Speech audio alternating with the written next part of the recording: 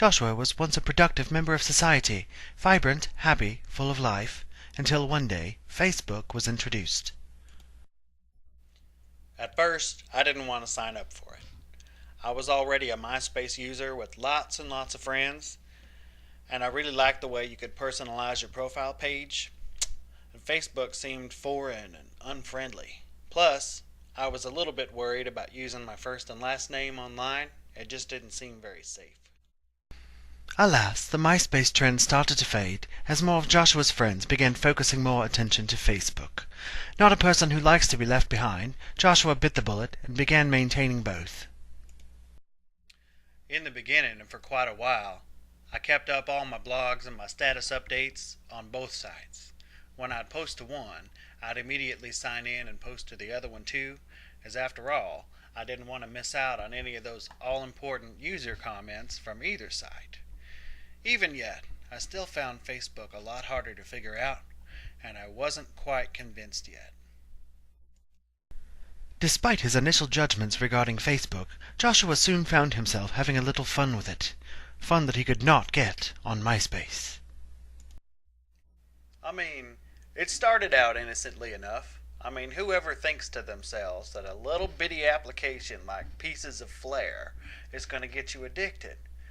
For Pete's sake, it's a tiny little square that you put little fake buttons on that you pick out yourself. Well, I even learned how to make a few of my own, and there for a little while I was a Flair dealer all myself. Not my finest hour, but what can you say? History's history. You can't change it. The Flair application seemed harmless enough, but that soon led him to using other applications. Sure. I started using just a little. I told myself that buttons were harmless and I'd never be addicted. Boy, was I wrong. I started getting invitations to take personality quizzes. And as much as I tried to resist, I just had to find out which 80s movie described me, or what color reflects my current mood, or even if I was on a boat. Unfortunately for Joshua, he was not on a boat. He was at Kinko's straight flippin' copies. On top of that, Flair, bumper stickers, photos, status updates, notes, and quizzes weren't the stopping point for the growing frenzy within him.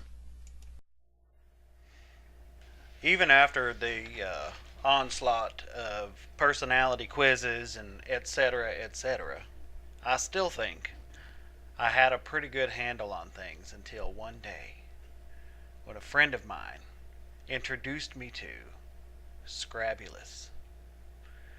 It was the coolest thing I had ever seen. It was just like Scrabble, the board game, except for it was on Facebook, and you could have ongoing games with people on your friends list. I was instantly hooked, just like that.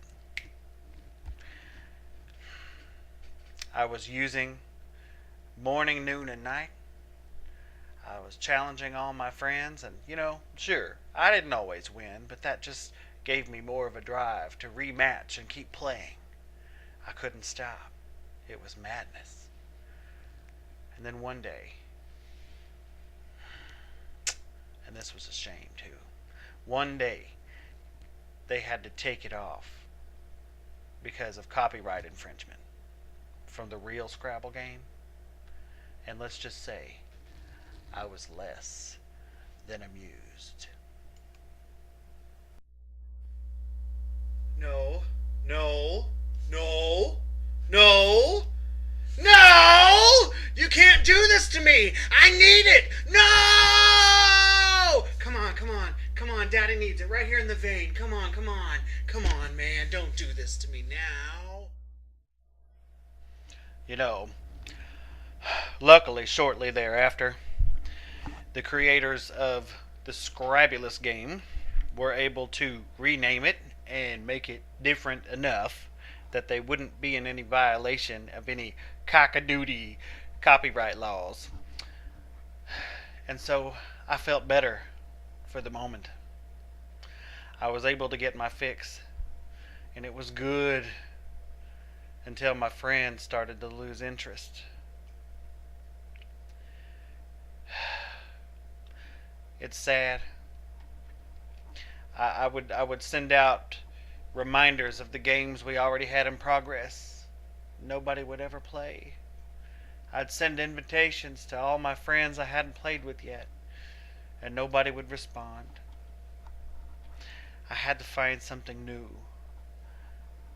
something better, something that would help ease my pain. So, I tried Farkle, and I tried a whole host of, inferior word games on Facebook, but what I found was Farmtown. While struggling with his addiction, Joshua, like many Facebook users, had found the most useless, time-wasting application to sublimate his urges. It required no real skill, it involved no competition whatsoever, and offered several chat rooms in which to while away hours at a time, talking to complete strangers. Ugh. My days of using Farmtown were interesting, to say the least. I picked up the same patterns as I had applied to my Scrabble games. I was using day, afternoon, night. I would get up in the middle of the night if I had to. I started scheduling my whole life around planting and harvesting. You know what I'm saying? I started sending people to voicemail. I started scheduling things. I started, missing my TV shows. And this one is the worst one of all. And I really hate to admit it, but just a minute. It's so shameful. I even made my grandma wait to go to the hospital because I hadn't finished replanting yet.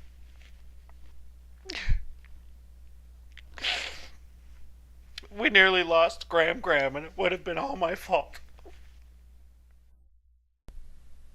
Luckily for Joshua, Grandma made a full recovery, but this close call made him realize he was in deep trouble. Trouble, he says, that would eventually turn his brain into oatmeal if he did not make the necessary changes.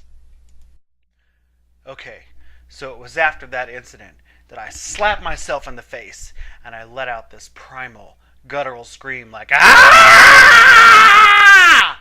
And I told myself that if I did not get off the Farmtown, I did not get off the Facebook, then it was going to kill me. Or, Graham. But I knew I had to do something.